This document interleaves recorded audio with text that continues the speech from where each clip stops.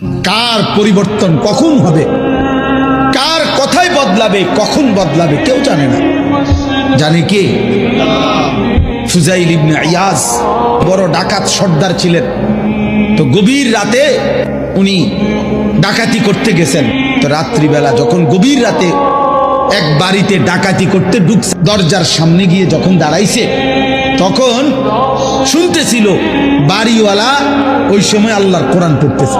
উনি দরজায় দাঁড়াইয়া শুনতেছে যে বাড়িওয়ালা ভিতর থেকে আল্লাহর কোরআন পড়তেছে, আলাম ইয়ানি লিল্লাযীনা আমানু আন তাখশা কুলুবুহুম লিযিকরিল্লাহ। এই এক আয়াত ওনার কলিজা ছিদ্র করে ফেলছে।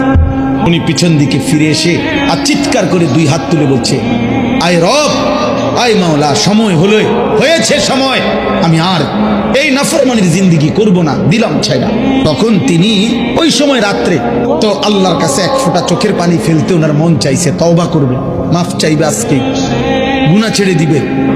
তখন উনি তওবা করে সরাসরি হিজরত করে আল্লাহর ঘর মক্কায় চলে আসছে, আর বাকি হায়াত কাবার পাশেই উনি জীবন কাটাইছে। এরপরে উনি হইছেন সাইয়্যিদুল আউলিয়া, আউলিয়াদের সর্দার।